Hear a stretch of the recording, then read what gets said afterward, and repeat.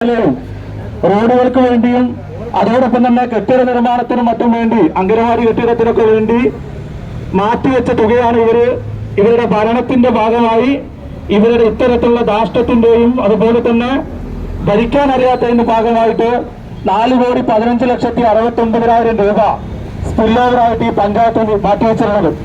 ഞങ്ങൾക്ക് എന്നിട്ട് പത്രസമ്മേളനം വിളിക്കാൻ ഉറപ്പുമില്ലാതെ ഭരണസമിതിയിലെ ആളുകൾ എന്താ പത്രസമ്മേളനത്തിൽ പറയുന്നത്? സംസ്ഥാന സർക്കാർ ഫണ്ട് കൊടുക്കുന്നില്ല, ലേശം മുടുപ്പ് വേണ്ട ഈ നാട്ടിലെ ജനങ്ങളെ പറ്റിക്കാൻ. അത് മാത്രമല്ല എന്ന് പറയുന്നത്, ഞങ്ങള് ഇത്തരത്തിലുള്ള സമരം സംഘടിപ്പിക്കാൻ വേണ്ടി തീരുമാനിച്ചപ്പോൾ എല്ലാ രേഖകളും വിവരാശപ്രകാരം വാങ്ങിക്കൊണ്ടാണ് ഞങ്ങൾ ഈ നാട്ടിലെ ജനങ്ങളുമായി സംവദിക്കാൻ ഞങ്ങൾ തീരുമാനിച്ചത് അങ്ങനെ തന്നെയാണ്.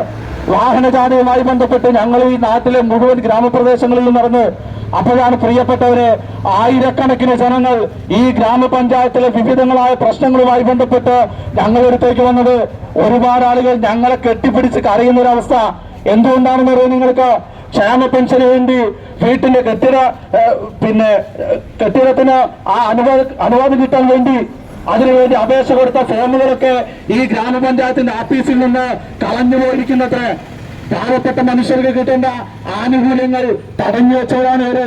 ഞങ്ങളിങ്ങനെ ചോദ്യം ചെയ്യാൻ വേണ്ടി തീരുമാനിച്ചവർ ഇങ്ങനെ പത്രസമ്മേളനം വിളിക്കാണ്. അതാണ് ഞാൻ നേരത്തെ സൂചിപ്പിച്ചത്. പത്രസമ്മേളനം വിളിച്ചിട്ട് പറയാണ് ഇടതുവശം കളവ് പറയാണെന്ന്. നിങ്ങൾക്ക് വിവരാശപ്രകാരം ഈ ഗ്രാമപഞ്ചായത്തിന്റെ സെക്രട്ടറിയാണ് ഞങ്ങൾക്ക് ആ വിവരം നൽകിയത്. 4,15,69,000 രൂപ റോഡുകൾക്ക് വേണ്ടി മാറ്റിവെച്ച തുകയാണ് സ്പിൽ ഓവറായത്. അത് മാത്രമല്ല പ്രിയപ്പെട്ടവരെ, 2022-2023 വർഷത്തെ ശുചിത്വ മിഷനുമായി ബന്ധപ്പെട്ട് ഹെൽത്ത് സെന്ററുമായി ഞങ്ങൾ വിവരാശം നേടി. അപ്പോഴാണ് ഞെട്ടിക്കുന്ന മറ്റൊരു കാഴ്ച നമ്മൾക്ക് കാണാൻ വേണ്ടി കഴിഞ്ഞത്. 3,75,000 രൂപ ശുചിത്വ മിഷന്റെ ഭാഗമായി ഈ നാട്ടിലെ 23 വാർഡുകളും വിനിയോഗിക്കേണ്ട ഫണ്ട് വരെ ലാപ്സാക്കി കളഞ്ഞിരിക്കുന്ന വാർത്ത നമുക്ക് കാണാൻ വേണ്ടി കഴിഞ്ഞത്.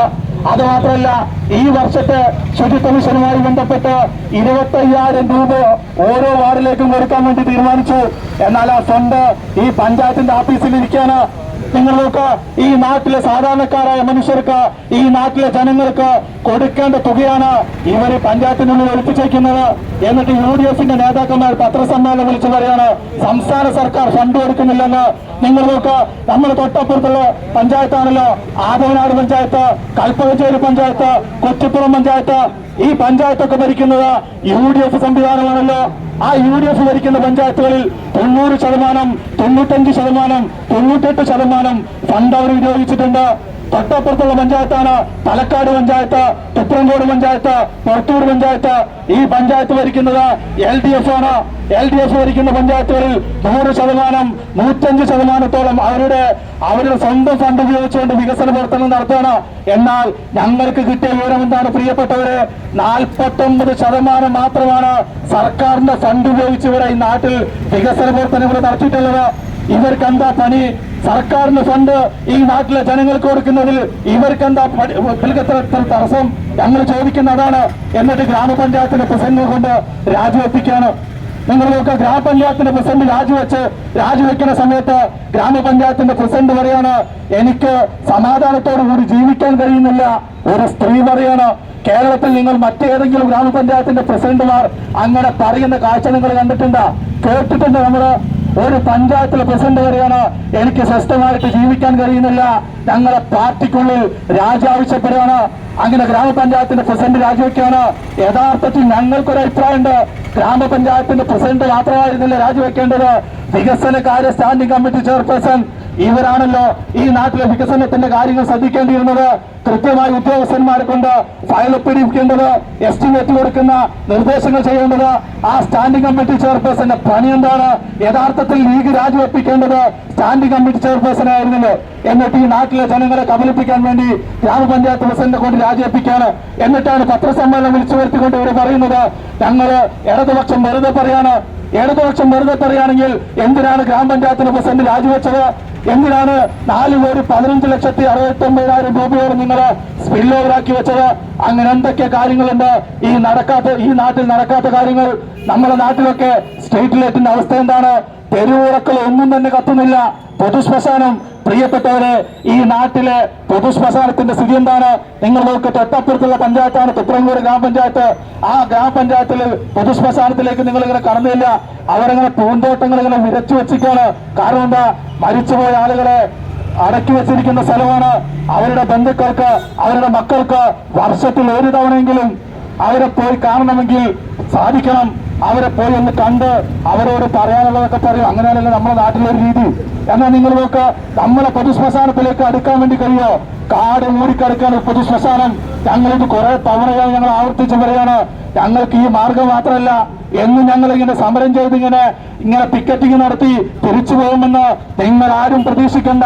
ഞങ്ങൾ ഇവിടെ തന്റേടത്തോടുകൂടി ഞങ്ങൾ ഒരു കാര്യം തീരുമാനിക്കുകയാണെങ്കിൽ, അതായത് ഈ ഗ്രാമപഞ്ചായത്തിന് തുറക്കണോ വേണ്ടയോ, അതോ ഈ ഉദ്യോഗസ്ഥന്മാരും ഭരണസമിതിയിലെ അംഗങ്ങളും ഇതിനകത്തേക്ക് കടക്കണോ വേണ്ടോ എന്നുള്ളത് ഞങ്ങൾ തീരുമാനിച്ചു കഴിഞ്ഞാൽ നിങ്ങൾക്ക് തടുക്കാൻ വേണ്ടി കഴിയില്ല. ഇത് താക്കീതായി നിങ്ങൾ വെച്ചോ. എല്ലാ കാലത്തും നിങ്ങളുടെ രാഷ്ട്രത്തിന്റെ ഭാഗമായി ഇങ്ങനെ മുന്നോട്ട് പോകാമെന്ന് നിങ്ങൾ കരുതണ്ട. ഇതൊരു താക്കീതാണ്. ഞാൻ സൂചിപ്പിച്ചത് ഇത് മാത്രമല്ല, കെട്ടിടവുമായി ബന്ധപ്പെട്ട് ഇപ്പൊ നിങ്ങൾ നോക്ക്, സ്റ്റാൻഡിംഗ് കമ്മിറ്റി ചെയർപേഴ്സന്റെ നാട്ടില് 19ാം വാർഡില് 6 ലക്ഷം രൂപ ചെലവിട്ടിട്ടാണ് ഒരു സ്കൂളിന്റെ, വല്ലേർപ്പൂർ സ്കൂളിന്റെ മതിൽ പണിക്ക് തീർത്തത്. ഞങ്ങളതിൽ വീരാശം നേടിയപ്പോ 6 ലക്ഷം, പ്രിയപ്പെട്ടവർ, എന്റെ ശബ്ദം കേൾക്കുന്നവർ കൃത്യമായി മനസ്സിലാക്കണം. 6 ലക്ഷം രൂപയുടെ മതിൽ പണിയാണ്. എത്ര കല്ലാണ് ഉപയോഗിച്ചുള്ളവരോ? 250 കല്ല്. 250 കല്ല് ഉപയോഗിച്ച് 6 ലക്ഷം രൂപ എന്ത് മതിലാണ് അവർ പറഞ്ഞത്? ഒരു മാസം കഴിയുന്നുണ്ട് ആ മതിൽ പൊരിഞ്ഞാടി. ഇപ്പൊ വിജിലൻസ് അന്വേഷണം നേരിട്ടുകൊണ്ടിരിക്കുകയാണ്. ഇതാണ് ഈ പഞ്ചായത്തിന്റെ സ്ഥിതി. കിട്ടുന്ന ഫണ്ടൊക്കെ അവരുടെ അഴിമതിയുടെ ഭാഗമായിട്ട് ലീഗിന്റെ നേതാക്കന്മാരുടെ പോക്കറ്റിൽ വെക്കുന്ന സ്ഥിതിയാണ്. എന്നിട്ട് ഇവിടെ താൽക്കാലിക കുറച്ച് ജീവനക്കാരുണ്ട്, ലീഗിന്റെ പ്രവർത്തകരാണ്, കോൺഗ്രസിന്റെ പ്രവർത്തകരാണ്. അവർക്ക് ഇങ്ങനെ കൃത്യമായി കൂലി കൊടുക്കുകയാണ്. ഇങ്ങനെ കൂലി കൊടുക്കുക. ഞങ്ങളൊരു കാര്യം പറഞ്ഞതാ, ഞങ്ങൾ എന്നും ഇവിടെ കാണും, എന്നും ഇവിടെ ഉണ്ടാകും. ഈ പഞ്ചായത്തിലെ ഏതെങ്കിലും ഉദ്യോഗസ്ഥൻ അവരുടെ കൂടെ നിന്ന് അഴിമതിക്ക് കൂട്ടുനിൽക്കുന്നുണ്ടെങ്കിൽ ഞങ്ങളത് വെച്ചു പൊറുപ്പിക്കില്ല എന്നുള്ള താക്കീടാണ് ഈ സമരവുമായി ബന്ധപ്പെട്ട് ഞങ്ങൾ സൂചിപ്പിക്കുന്നത്. അതോടൊപ്പം UDF ഒരു കാര്യം മനസ്സിലാക്കണം, 10-60 കൊല്ലമായി നിങ്ങൾ തന്നെയാണ് ഈ പഞ്ചായത്ത് ഭരിക്കുന്നത്. എല്ലാ കാലവും ജനങ്ങളെ ഇങ്ങനെ വഞ്ചിച്ച് ഈ പഞ്ചായത്ത് എല്ലാ കാലവും ഭരിക്കാമെന്ന് നിങ്ങളൊന്നും ഇങ്ങനെ കരുതണ്ട. ഈ നാട്ടിലെ ജനങ്ങൾ നിങ്ങൾക്കെതിരെയാണ്. ഇതിനേക്കാൾ ജനങ്ങളെ പങ്കെടുപ്പിച്ചുകൊണ്ട് ഞങ്ങൾ ഒരു വരവും കൂടി ഇങ്ങോട്ട് വരും. അങ്ങനെ ഞങ്ങളെ വരുത്താൻ നോക്കേണ്ട ഉത്തരവാദിത്വം നിങ്ങൾക്കുണ്ട് എന്ന് മാത്രം പറഞ്ഞുകൊണ്ട് ഈ സമരത്തിലേക്ക് പങ്കെടുത്ത മുഴുവൻ ആളുകളെയും സ്വാഗതം ചെയ്യുകയാണ്. ഈ സമരം ഔപചാരികമായി ഉദ്ഘാടനം ചെയ്യുന്നത് CPIM-ന്റെ ജില്ലാ കമ്മിറ്റി മെമ്പർ സഖാവ് A. ശിവദാസേട്ടനാണ്. അദ്ദേഹത്തെ ഈ പരിപാടിയിലേക്ക് സ്വാഗതം ചെയ്തുകൊണ്ട് ഈ പരിപാടിയുടെ അധ്യക്ഷസ്ഥാനം ഏറ്റെടുക്കുന്നതിന് വേണ്ടി NCP-യുടെ മണ്ഡലം പ്രസിഡന്റ് അലിവാക്കെ ക്ഷണിച്ചുകൊണ്ട് ഞാൻ നിർത്തുന്നു. ലാൽസലാം. ചെയ്യാനായി ജില്ലാ കമ്മിറ്റി അംഗം ശിവദാസൻ.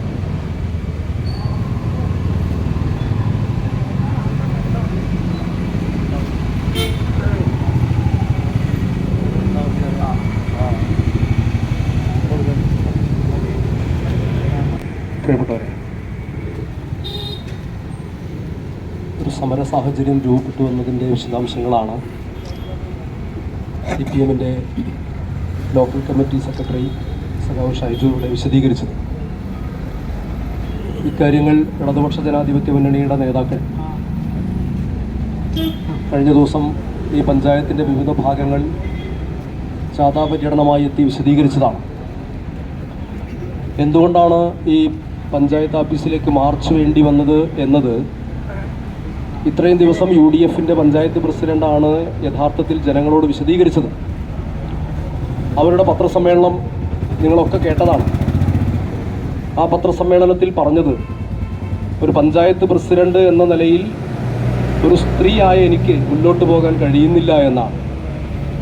മുസ്ലിം ലീഗിൻ്റെ പ്രതിനിധിയായി ജയിച്ച് മുസ്ലിം ലീഗിൻ്റെ പേരിൽ പഞ്ചായത്ത് പ്രസിഡന്റായി പ്രവർത്തിക്കുന്ന ഒരാൾക്ക് തിരുനാവായ പഞ്ചായത്തിൽ പഞ്ചായത്ത് പ്രസിഡന്റ് എന്ന നിലയിൽ മുന്നോട്ട് പോകാൻ കഴിയാത്ത വിധം എന്താണ് ഈ പഞ്ചായത്തിൽ നടക്കുന്നത്? ഇതറിയാൻ ജനങ്ങൾക്ക് താല്പര്യമുണ്ട്. അത് ജനങ്ങളുടെ അവകാശമാണ്. അവർ പറയുന്നതനുസരിച്ച് അവർ മാത്രം രാജിവെച്ചാൽ പോരാ. ഷൈജുവിടെ പറഞ്ഞത് സ്റ്റാൻഡിംഗ് കമ്മിറ്റി ചെയർമാൻ കൂടി രാജിവെക്കണമെന്നാണ്. ഞാൻ പറഞ്ഞത് അതും പോരാ, എല്ലാ പഞ്ചായത്ത് മെമ്പർമാരും UDF-ന്റെ രാജിവെക്കണം. കാരണം അവരുടെ സമ്മർദ്ദമാണ് ജനവിരുദ്ധ പ്രവർത്തനങ്ങളുടെ സമ്മർദ്ദമാണ് തൻ്റെ രാജിയിലെത്തിയത് എന്നാണ്. എന്നാൽ ഇതേ പഞ്ചായത്ത് പ്രസിഡന്റ് തന്നെ ഇതിനു മുമ്പ് നമ്മളിവിടെ പലവട്ടം ഇത്തരം കാര്യങ്ങൾ നടക്കുന്നത് സൂചിപ്പിച്ചുകൊണ്ട് പഞ്ചായത്ത് ഓഫീസ് മാർച്ച് നമ്മൾ നടത്തിയപ്പോൾ, പഞ്ചായത്ത് ഓഫീസ് മാർച്ച് മാത്രമല്ല, പഞ്ചായത്ത് ഓഫീസ് മാർച്ചിന്റെ അനുബന്ധമായി ജാഥ നടത്തി വിശദീകരിച്ചപ്പോൾ അവരുടെ മേലെ സമ്മർദ്ദം ചെലുത്തുന്ന ശക്തികളെ ന്യായീകരിച്ചവരാണ് ഇവരൊക്കെ. ഈ പഞ്ചായത്ത് പ്രസിഡന്റ് ഉൾപ്പെടെയുള്ള ആളുകൾ ഇപ്പൊ അവരനുഭവിക്കുകയാണ്. എന്ന് വെച്ചാൽ ഒരു കൂട്ടുത്തരവാദിത്വത്തോടെ ആരംഭിക്കുകയും ഒരു കൂട്ടുകൃഷിയായി ഈ പഞ്ചായത്തിലെ അഴിമതി ഭരണത്തെ കൊണ്ടു നടക്കുകയും അങ്ങനെ കൂട്ടുകൃഷിയായി കൊണ്ടു നടക്കാൻ കഴിയാത്ത സാഹചര്യത്തിൽ ഒരു പൊട്ടിത്തെറിയിലെത്തുകയുമാണ് ഇപ്പോൾ UDF ഉണ്ടായിട്ടുള്ളത്. അതിന്റെ ഉത്തരവാദിത്വം പൂർണ്ണമായും ഈ പഞ്ചായത്തിലെ UDF-നാണ്. ആ UDF-ന്റെ വോട്ട് വാങ്ങി വിജയിച്ചു വന്ന UDF-ന്റെ മുഴുവൻ പഞ്ചായത്ത് മെമ്പർമാരും രാജിവെച്ചൊഴിയണം എന്നതാണ് ഇടതുപക്ഷ ജനാധിപത്യ മുന്നണിക്ക് വേണ്ടി അഭ്യർത്ഥിക്കാനുള്ളത്. ഇവിടെ പറഞ്ഞില്ലേ, 4.25 കോടിയോളം രൂപ ചെലവഴിക്കാതെ മാറ്റിവെച്ചിരിക്കുന്നു. 50% താഴെ മാത്രം പദ്ധതി ഫണ്ട് വിനിയോഗിക്കുന്നു. പിന്നെ എന്തിനൊരു പഞ്ചായത്ത്? ഇവിടെ പോയാൽ വന്ന പാടിന് ഇബ്രാഹിം പറയാണ്, ഒരു റോഡും വാഹന ഗതാഗത യോഗ്യമല്ല, നടക്കാൻ പോലും പറ്റില്ല. തിരക്കിടില്ല. പഞ്ചായത്തിലെ കുടിവെള്ള പദ്ധതിക്ക് വേണ്ടി ചാലുകീറിയിട്ട് ഇപ്പൊ ചെറിയ പ്രശ്നമുണ്ട് അല്ലെ? നമ്മളുടെ ജലജീവൻ പദ്ധതിയുടെ ഭാഗമായി ചാലുകീറി പോയതിന്റെ ഭാഗമായിട്ട് ചിലയിടത്ത് പ്രശ്നമുണ്ട്. അത് നമുക്ക് സഹിക്കാം. കാരണം എന്താണ്? അത് കുറച്ച് സഹിച്ചാലും അതിൽ കൂടി വെള്ളം വരും, വീട്ടിൽ കുടിവെള്ള പ്രശ്നം പരിഹരിക്കും ശാശ്വതമായിട്ട്. ഓരോ വീട്ടിലേക്കും വെള്ളം എത്തിക്കാനാ. ഇതല്ല, ഇത് മെയിൻ്റനൻസ് വർക്ക് നടത്താത്തതിനാണ്. അതാത് സമയത്ത് സംസ്ഥാന ഗവൺമെന്റിന്റെ പദ്ധതി വിഹിതം വാങ്ങുകയും അത് ചെലവഴിക്കാതിരിക്കുകയും ചെയ്യുമ്പോൾ ജനങ്ങൾക്ക് ഗതാഗത യോഗ്യമായ റോഡ് ഉണ്ടാവില്ല. ഇവിടെ ഗതാഗത യോഗ്യമായ റോഡില്ലാത്തതിന്റെ പേരിൽ കഷ്ടപ്പെടുന്ന ആളുകളുടെ പേരിൽ ഒരു ബുദ്ധിമുട്ടും മുസ്ലിം ലീഗ് നേതൃത്വത്തിനും UDF നേതൃത്വത്തിനും പഞ്ചായത്ത് ഭരണസമിതിക്കും ഉണ്ടാവില്ല. കാരണം എന്താ? കാലാകാലം ഇടതുപക്ഷ ജനാധിപത്യ മുന്നണിയെ തോൽപ്പിച്ചിട്ട് ഐക്യജനാധിപത്യ മുന്നണിയെ വിജയിപ്പിക്കാൻ വോട്ട് ചെയ്യുന്നവരല്ലേ ഈ പഞ്ചായത്തിലെ മഹാഭൂരിഭാഗം ആളുകളും. അപ്പൊ സ്വാഭാവികമായിട്ടും ആ ജനവിഭാഗത്തിന് പ്രത്യേകിച്ച് എതിർപ്പൊന്നുമില്ല എന്ന് വേണം നമുക്ക് മനസ്സിലാക്കാൻ. പക്ഷേ ഐക്യജനാധിപത്യ മുന്നണിക്ക് വോട്ട് ചെയ്തവർ മാത്രമല്ല ഈ പഞ്ചായത്തിലുള്ളത്. ഈ പഞ്ചായത്തിലൂടെ കടന്നു പോകുന്നത് കേരളത്തിന്റെ നാനാഭാഗത്തു നിന്നും വരുന്ന ഒരുപാട് ആളുകളുണ്ട് ഇവിടെ പല ആവശ്യങ്ങൾക്കായി. അത് തീർത്ഥയാത്രയാകാം, അതല്ലെങ്കിൽ മറ്റ് വികസന പ്രവർത്തനങ്ങളുടെ ഭാഗമാകാം, ഈ പഞ്ചായത്തിലെ കൃഷിയുമായി ബന്ധപ്പെട്ടാവാം, ഈ പഞ്ചായത്തിലൂടെ കടന്നു പോകുന്ന മറ്റു പഞ്ചായത്തുകളിലേക്കുള്ള ആളുകളാകാം. അവരെയൊക്കെ പരിഗണിക്കട്ടെ. ഈ ആളുകളെ പറ്റി, ഈ ജനവിഭാഗത്തെ പറ്റി ഒരു ബോധം വേണ്ടേ? സംസ്ഥാന ഗവൺമെന്റ് എത്ര പ്രയാസപ്പെട്ടിട്ടാണ് പദ്ധതി ഫണ്ടുകൾ ഓരോ വർഷവും പഞ്ചായത്തുകൾക്ക് എത്തിച്ചു കൊടുക്കുന്നത്? ഒരു സംസ്ഥാന ഗവൺമെന്റ് 2016 അധികാരത്തിൽ വന്ന പിണറായി ഗവൺമെന്റും 2021 അധികാരത്തിൽ വന്ന പിണറായി ഗവൺമെന്റും ഒരു പ്രധാനപ്പെട്ട വ്യത്യാസമുണ്ട്.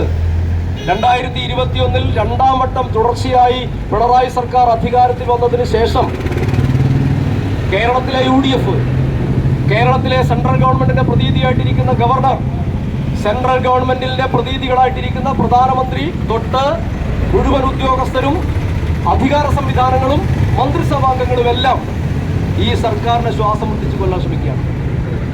കേരളം ഇന്ത്യക്ക് മാതൃകയായ ഒരു ബദലാണ്. ഇന്ത്യയിലെ വിവിധ സംസ്ഥാനങ്ങൾക്ക് ഒരു ബദലാണ്. എത്രയോ സംസ്ഥാനങ്ങളിൽ നിന്ന് നമ്മളുടെ ആർദ്രം പദ്ധതിയെ കുറിച്ച് പഠിക്കാൻ വരുന്നു, നമ്മൾ അംഗനവാടികൾ നടത്തുന്നതിനെ കുറിച്ച് പഠിക്കാൻ വരുന്നു, നമ്മളുടെ റോഡ് നിർമ്മാണത്തെ കുറിച്ച് പഠിക്കാൻ വരുന്നു, നമ്മളുടെ വികസന കാഴ്ചപ്പാടുകളെ കുറിച്ച് പഠിക്കാൻ വരുന്നു. എന്തുകൊണ്ടാണ് വിവിധ സംസ്ഥാനങ്ങളിൽ നിന്ന് കേരളത്തിലേക്ക് വരെത്തുന്നത്? കേരളം ഒരു മാതൃകയായതുകൊണ്ടാണ്. അങ്ങനെ മാതൃക സൃഷ്ടിച്ച് മുന്നേറുന്ന കേരളം, ആ കേരളത്തെ ശ്വാസം മുട്ടിച്ചു കൊല്ലാൻ അവർക്ക് കഴിയാവുന്നത് എന്താണ്? നമ്മളുടെ വരുമാനം മുഴുവനും, ഈ സംസ്ഥാനത്തിലെ ജനങ്ങൾ കൊടുക്കുന്ന നികുതി മുഴുവനും ഡൽഹിയിലേക്ക് പോയി അവിടുന്ന് ഓരി വെച്ച് തരികയാണല്ലോ. അങ്ങനെ തരേണ്ടതില്ല. ഈ സംസ്ഥാനത്തിന് ആവശ്യമായ പദ്ധതി വിഹിതം കൊടുക്കേണ്ടതില്ല. അങ്ങനെ നമ്മളെ ശ്വാസം മുട്ടിച്ചു കൊല്ലും. കടം വാങ്ങാനുള്ള അനുവാദം പോലും ഇല്ലാതാക്കി. പെൻഷൻ കൃത്യസമയത്ത് മാസം കൊടുത്തിരുന്നില്ലേ 1600 രൂപ. സംസ്ഥാന ഗവൺമെന്റിലെ ജീവനക്കാരുടെ ശമ്പളം മാത്രമല്ല, മറ്റാനുകൂല്യങ്ങൾ ഒരു തടസ്സവുമില്ലാതെ ഇതുവരെ തുടർച്ചയായിട്ട് കൊടുത്തല്ലേ. എല്ലാറ്റിലും ചെറിയ അമാന്തം വന്നത് എന്തുകൊണ്ടാണ്? സാമ്പത്തികമായി ബുദ്ധിമുട്ടിക്കുന്ന കേന്ദ്ര സർക്കാരിന്റെ നിലപാട്. അതുണ്ടായിട്ടും അങ്ങനെയൊക്കെ ബുദ്ധിമുട്ടിച്ചിട്ടും പഞ്ചായത്തുകൾക്ക് വികസനത്തിനാവശ്യമായ ഫണ്ട് കൊടുത്തതിൽ 4,15,00,000 ചെലവാക്കാതെ മാറ്റിവെച്ചിരിക്കുന്നത്. ഇതിന് ഒരു ഉത്തരവാദിത്വം ഏറ്റെടുത്ത് മറുപടി പറയണ്ടേ? ഈ പഞ്ചായത്തിന്റെ ഭരണസമിതി ഇടതുപക്ഷം ഇവിടെ ജാഥ നടത്തി ഈ പഞ്ചായത്തിന്റെ കുറവുകൾ പറഞ്ഞല്ലോ. ഈ പഞ്ചായത്തിന്റെ കുറവുകൾ കുറവല്ല, ഞങ്ങൾ ഇന്നതൊക്കെ ചെയ്തിട്ടുണ്ട് എന്ന് പത്രസമ്മേളനം നടത്തി പറയുന്നതിന് പകരം ഐക്യജനാധിപത്യ മുന്നണിക്ക് ഒരു ജാഥ നടത്തി പറയാൻ പറ്റുമോ? ഞങ്ങൾ ഈ പറയുന്ന 4,15,00,000 ചെലവഴിച്ചതാണ് എന്ന്, അങ്ങനെ ചെലവഴിച്ചതാണ് എന്ന് പറയാൻ നിങ്ങൾ പറയുകയാണെങ്കിൽ വലിയ ഉദ്യോഗസ്ഥന്മാർ ഇവിടെ ഇരിക്കില്ലല്ലോ, അവരല്ലേ കണക്ക് എഴുതി കൊടുത്തത് ചെലവഴിച്ചിട്ടില്ല എന്ന് പറഞ്ഞിട്ട്.